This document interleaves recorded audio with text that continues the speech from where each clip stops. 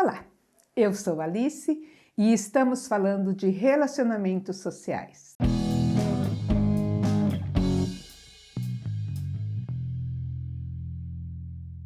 Sempre que esfria, nós que trabalhamos na área da assistência social, nos preocupamos mais ainda com a população que está em situação de rua.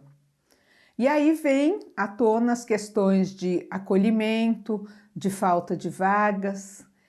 Neste ano, em 2020, até por conta da pandemia, também do coronavírus, que veio logo no início do ano, foram ofertadas muito mais vagas, porque aqueles locais que não estão podendo ter atendimento, como CELS e outros equipamentos, que não estão atendendo, eles acabaram se transformando em emergenciais. Então, pela primeira vez na Operação Baixas Temperaturas, estão sobrando vagas. A pessoa não vai se ela não quiser, porque a gente não tem como obrigar. E quem está de fora acha que o trabalho não está sendo feito, às vezes não entende que a pessoa que está em situação de rua, ela tem o direito de não querer ir. Ah, mas Alice, por que as pessoas se recusam a ir para um acolhimento, preferem dormir na rua, no frio, na chuva, do que ir para dentro de um equipamento? São várias questões e isso passa, pela individualidade, pela história de cada um. Nós temos na rua muitas pessoas com transtorno mentais e essas pessoas são difíceis de ser acessadas, mesmo com um trabalho contínuo, com uma criação de vínculo. Às vezes você a encontra em situação de surto e não consegue convencê-la para o atendimento. E a gente não pode pegar força, não pode obrigar. Essas pessoas normalmente não solicitam acolhimento.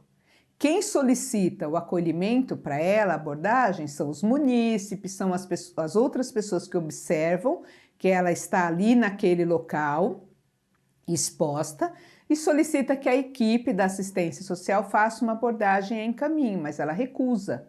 E às vezes a pessoa está num tal estado que ela não consegue nem assinar o termo de recusa, porque a gente tem um documento para a pessoa dizer que ela não quer ser acolhida e que a gente fez o trabalho. Mas uma pessoa nessas condições às vezes não consegue nem assinar, ela fica agressiva, né? A gente tem casos, relato de casos, dessas pessoas que às vezes até quebram o veículo, jogam uma pedra ou tentam agredir um dos funcionários.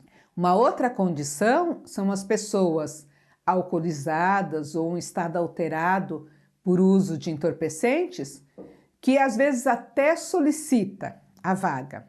Mas quando a equipe chega lá, o estado mental dela já mudou. E aí ela também não quer mais, não aceita a conversa, não aceita o lugar que foi indicado e acaba recusando e permanecendo na rua.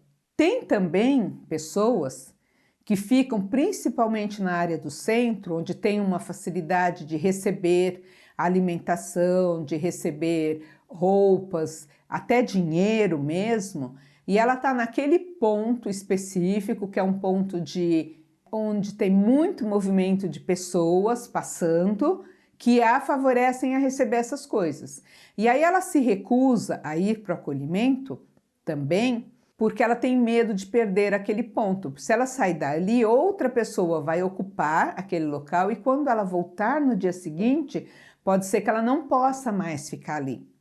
E ali ela já conhece o espaço, já conhece as pessoas que passam, os comerciantes da região, já tem uma certa aceitação dessa presença naquele local, ela se sente protegida. Então são vários fatores, esses são alguns deles, que fazem com que a pessoa, mesmo no frio, mesmo na chuva, ela não aceite a abordagem e o acolhimento.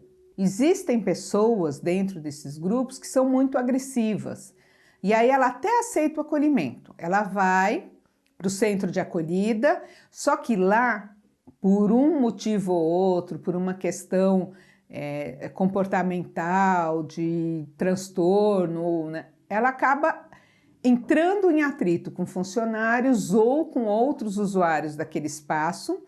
E esse atrito pode vir a ser uma agressão, uma ameaça, e ela entra numa categoria que a gente chama de restrição. Por quê? Você fala assim, ah, mas você vai deixar de atender porque ela está restrita, porque ela está agressiva? Depende muito do ambiente. A maioria dos centros de acolhida são com vagas fixas, contínuas, para você ter um acompanhamento da pessoa. E aí, se entra uma pessoa nessa condição momentânea para dormir naquele dia por uma ou outra característica que a gente chama de pernoite, né? Para passar a noite, e ela provocou uma situação de atrito, de estresse, dependendo do nível do que ela provocou e das outras pessoas que estão ali dentro permanentemente, ela pode ficar ameaçada de agressão e retaliação ao seu comportamento. E aí, a restrição é para preservar a integridade dela, porque o serviço não tem como garantir que a integridade física dessa pessoa, que ela não vai ser agredida lá dentro por conta da própria atitude, situação que ela mesma provocou. E aí a gente espera passar um tempinho para tentar inserir ela novamente no serviço. Só que determinadas pessoas, por conta dessas atitudes agressivas, elas já estão restritas em muitos serviços. E aí a gente fica com essa dificuldade de tentar descobrir em que serviço ela pode ser acolhida. E aí, normalmente, esse serviço em que ela pode ser acolhida é bem distante do local onde ela está e ela se recusa a ir. Ela não quer ir para longe porque depois ela vai ter problema para voltar. Ela não quer permanecer naquela região, ela quer voltar para a região onde ela estava. Então, é muito complicado esta questão de fazer a abordagem da pessoa, o atendimento, convencê-la a ir para um lugar e na outra ponta também fazer esta conversa com serviços para receber e garantir o acolhimento dessa pessoa. Tem a questão de tipificação dos serviços também. Tem serviços para mulheres, tem serviços com acessibilidade para deficiência, né? Às vezes a cama que está vaga é uma cama alta de beliche e a pessoa precisa de uma cama baixa porque não consegue subir. Às vezes tem a questão da cadeira de rodas, da muleta, e no lugar que tem vaga tem escada e não tem como a pessoa acessar. Então é todo um conjunto de características que precisam ser casadas para dar certo esta pessoa e as suas características com esta vaga que tem disponível. Às vezes as coisas não se conversam. Então é um trabalho de engenharia muito delicado. E se a gente ficar apenas com as falas das reportagens, né, de quem é entrevistado, ah, não tem vaga, ah, o serviço não aceita, sem olhar todo este conjunto, né, fica muito vazio. Fica parecendo que realmente não tem, que ninguém está interessado, que ninguém está trabalhando a respeito. Então, cuidado quando você assistir uma reportagem, né, ouvir um relato, para pensar neste outro lado, porque tem o lado do serviço, tem o lado da pessoa e tem a combinação das duas coisas. Às vezes a gente está com uma idosa, com alguma deficiência, e aqui do outro lado só tem vagas para homens ou vagas para serviço que não é de idoso e você não consegue juntar os dois. Emergencialmente, a gente faz alguns acordos, as equipes fazem algum acordo, seja dentro do centro de acolhida, que aceita receber fora da característica, seja no serviço de abordagem, que faz um combinado depois para ir buscar aquela pessoa, mas é importante que os serviços se conversem para garantir a entrada dessa pessoa e o acolhimento. Então, sempre que esfria, a gente precisa ter este olhar redobrado, tanto para a pessoa que está em situação de vulnerabilidade, o munícipe que aciona o serviço 156, pedindo que aquela pessoa seja acolhida, se possível, faça uma conversa com essa pessoa, né, para ver se ela quer ser acolhida, para fazer um convencimento de que ela pode ser acolhida, né, que uma equipe pode vir abordar, levá-la para outro lugar e no dia seguinte ela voltar para aquele espaço, né? A sociedade precisa conversar mais a respeito e com as pessoas em situação de vulnerabilidade e com os serviços de atendimento a essas pessoas, para que a gente tenha uma política mais clara, mais inclusiva e que garanta não ter óbitos na rua. O óbito na rua não é só pela questão do frio.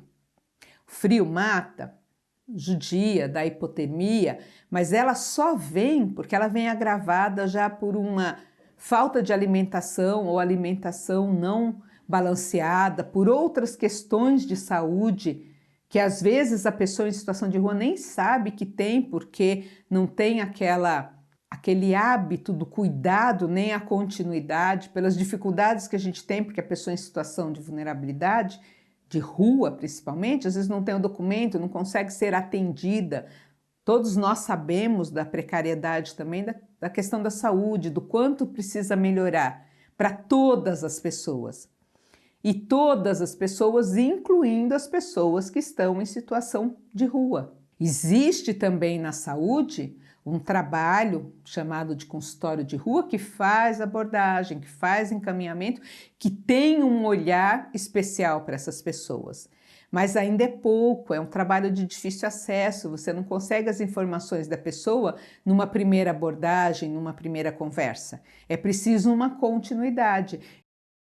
Muito frágeis na continuidade, na garantia de direitos, que às vezes não conseguem levantar todas as informações. E aí, nas situações de emergência, como no frio extremo, né, fica difícil fazer o convencimento dessas pessoas. Então, é muito comum, todas as emissoras, todos os jornalistas se interessam nessa época do frio pelo atendimento à pessoa em situação de rua, porque está ali, está escancarado. Só que a gente precisa que se preocupem também, que todos nós nos preocupemos durante todo o restante do período, na estruturação dos serviços, né, no clareamento de todas as funções, de todas as necessidades, antes de chegar nas situações de emergência. Então pense nisso. Pense e pesquise, se interesse em como se estruturam esses serviços, como funcionam essas abordagens e tenha um olhar desconfiado ou pelo menos de boa vontade em relação ao que você escuta a respeito, aos relatos tanto do usuário ou da pessoa que está ali em situação de rua que diz: ah, não tem vaga, ah, ninguém me aborda. Existe um histórico, uma ficha, ele pode ter recusado várias vezes, ou não tem vaga para ele porque ele tem uma restrição, é muito maior a história do que só aquela fala. Então pense nisso, que precisa ter um estudo de caso maior para que tenha, né, uma clareza do que aquela pessoa está precisando.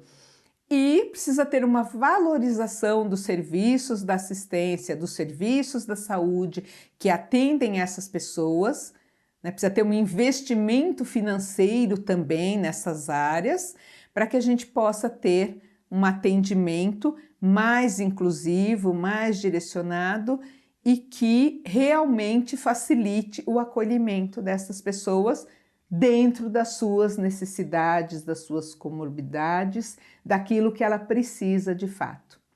Então vamos refletir a respeito, vamos ser solidários e se você não é desta área, só um munícipe interessado no assunto, a gente sempre precisa para o atendimento de agasalhos, de cobertores, nunca é demais. Então toda a campanha de arrecadação e distribuição é bem-vinda, né? Toda a ação é bem-vinda. Faça o que for possível para você, mas ajude as pessoas em situação de vulnerabilidade e os serviços que as atendem. Por hoje é isso, eu sou Alice, estamos falando de relacionamentos sociais. Se você gostou, compartilhe, comente. Se você ficou com uma dúvida, pergunte também, que nós estamos acompanhando, né, a evolução das nossas páginas. Estamos no Facebook, no YouTube, no Instagram, né, e temos os canais de comunicação aí que você pode acessar e alguns e-books relacionados à nossa área que também estão disponíveis gratuitamente para você aprofundar um pouquinho mais esse assunto. É isso, até a próxima!